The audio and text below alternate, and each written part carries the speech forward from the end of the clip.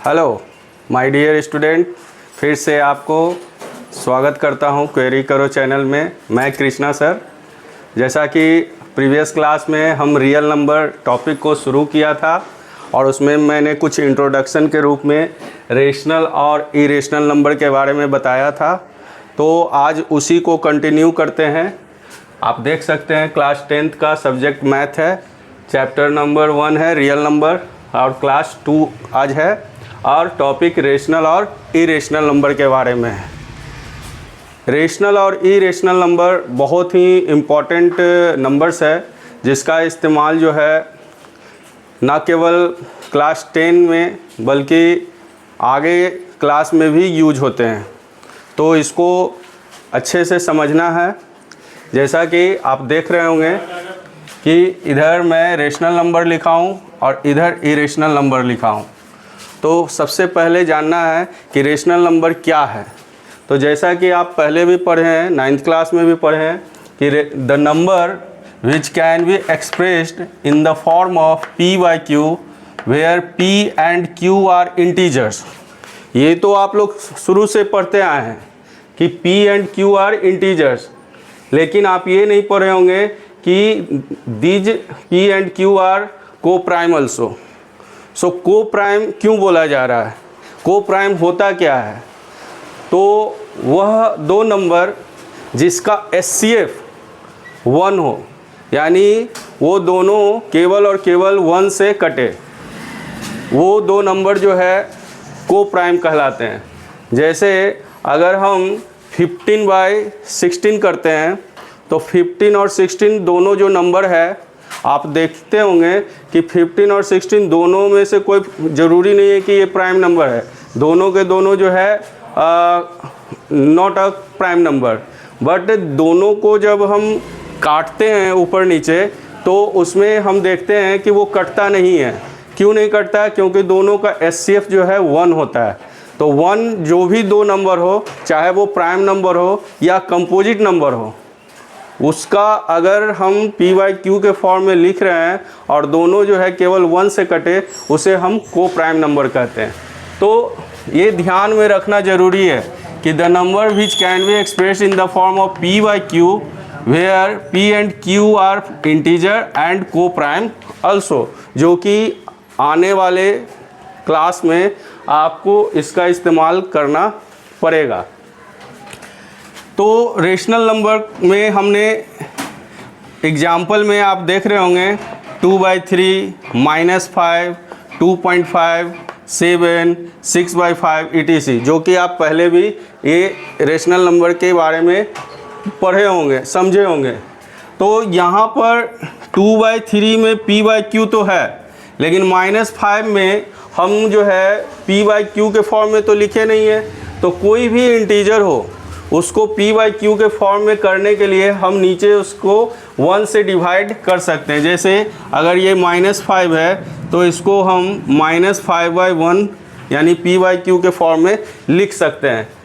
तो जितने भी इंटीजर्स है, डेसिमल नंबर्स है या फ्रैक्शन नंबर है, फ्रैक्शन नंबर में भी ध्यान देना है कि जिसका डिनोमिनेटर 0 ना हो, वो सारे जो नंबर्स होते हैं वो रेशनल नंबर होते हैं।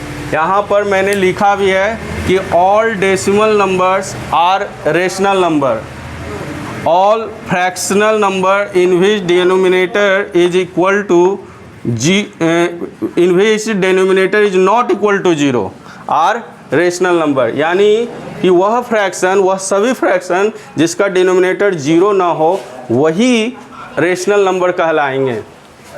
All integers are rational number, यानी जितने भी इंटीजर्स है जिसमें निगेटिव इंटीजर भी आते हैं, पॉजिटिव इंटीजर भी आते हैं और 0, ये सारे जो इंटीजर्स हैं वो सब के सब रेशनल नंबर में इंक्लूड किए जाते हैं। रेशनल नंबर के बारे में और भी उसको अच्छा से समझने के लिए यहाँ पर डेसिमल के फॉर्म में लिखा गया है कि rational number is terminating decimal, यानी कि रेशनल नंबर जो है डेसिमल में टर्मिनेट करता है। टर्मिनेट का मतलब क्या हुआ कि जैसे अगर हम इस डेसिमल को देखें, ये डेसिमल और ये डेसिमल, तो यहाँ 2.5 है, यहाँ 6.8 है, यहाँ 4.125 है। तो हमने क्या देख रहा है कि पॉइंट के बाद जो है 5 के बाद टर्मिनेट कर गया, यानी उसके बाद कुछ नंबर नहीं आ रहा है। 6.8, 8 के बाद जो है ये टर्मिनेट कर चुका। 4.125, 5 के बाद जो है उसके बाद जो है अब कोई भी डिजिट नहीं आ रहा है। इसका मतलब है कि ये टर्मिनेट हो चुका है, यानी कि ये रेशनल नंबर जो है टर्मिनेटिंग डेसिमल होता है। लेकिन कोई कोई केस में रेशनल नंबर जो है नॉन टर्मिनेटिंग भी होता है, और लेकिन नॉन टर्मिनेटिंग होता है लेकिन उसमें भी जो है एक कंडीशन है कि वो रिपीट करना चाहिए। जैसे आप यहाँ देखिए, ये जो दो तीन नंबर दिया हुआ है, तो इसमें आप नोटिस करेंगे कि 6.666 यानी डेसिमल के बाद 666 जो है वो क्या हो रहा है, कंटिन्यू चल रहा है। तो कंटिन्यू अगर चल रहा है तो ये नॉन टर्मिनेटिंग है। लेकिन नॉन टर्मिनेटिंग होने के बावजूद भी ये एक जो डिजिट है 6 वो बार बार रिपीट कर रहा है।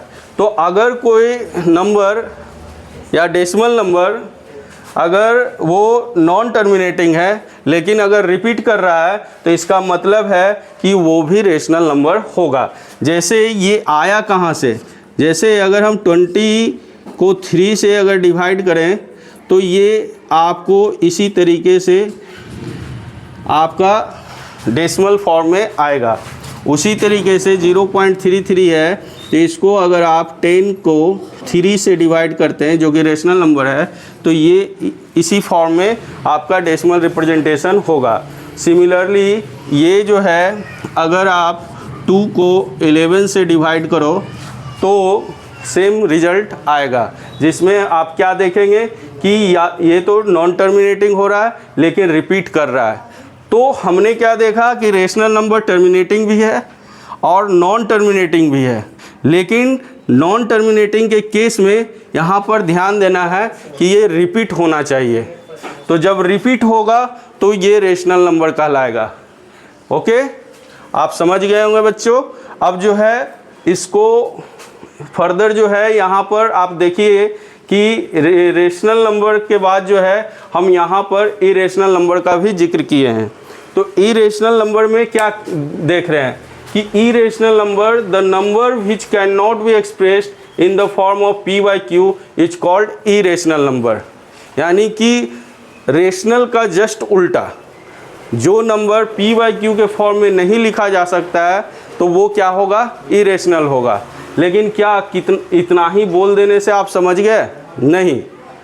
अगर हम सिंपली ये बोल दें कि p by q के फॉर्म में नहीं है तो वो इरेशनल है, तो अगर ऐसे आप सोचोगे कि √4 है तो क्या √4 तो p by q के फॉर्म में नहीं है, तो √4 जो है p by q के फॉर्म में नहीं है, तो क्या ये इरेशनल है? नहीं, ये इरेशनल नहीं है। क्यों? क्योंकि √4 जो है, जो 4 है वो 2 का स्क्वायर होता है, और जब इसका हम स्क्वायर रूट निकालते हैं तो ये 2 हो जाता है, और 2 को हम एक्सप्रेस कर सकते हैं 2/1 के फॉर्म में। यानी ये क्या हो गया, रेशनल हो गया।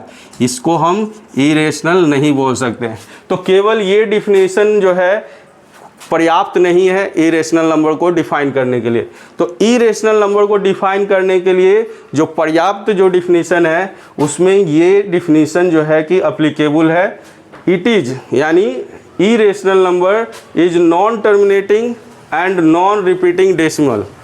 मीन्स क्या, अगर हम कोई नंबर अभी देख लेते हैं यहाँ पर, √2 को जब हम स्क्वायर रूट निकालते हैं तो इसमें क्या देखते हैं कि जब हम स्क्वायर रूट निकालते हैं तो डेसिमल के बाद आप देख रहे होंगे ये नंबर्स 4 1 4 2 1 3 5 6 2 4 एंड सो ऑन।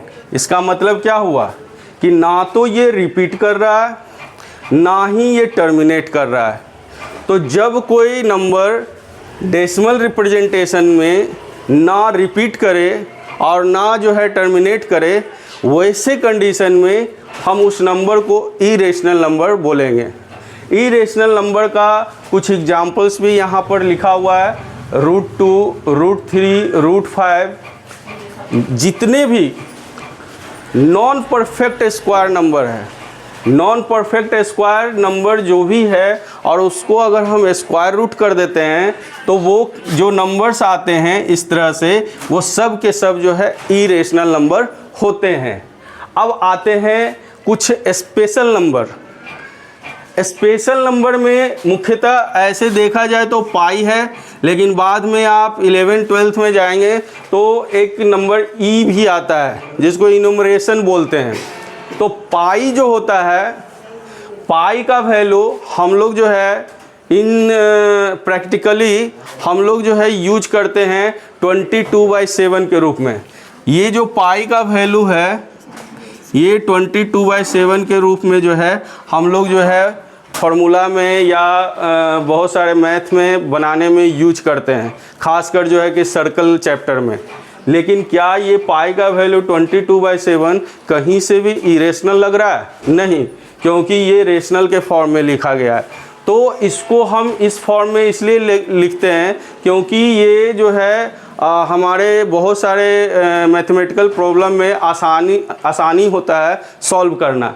लेकिन इसका जो वैल्यू होता है, पाई का जो वैल्यू होता है वो 3.14, यहाँ हम लिखे भी हैं 3.14159265 एंड ये लगभग आप 1 लाख टाइम्स तक डिवाइड करते रह जाइए, फिर भी जो है आपका इसका इंड नहीं मिलेगा।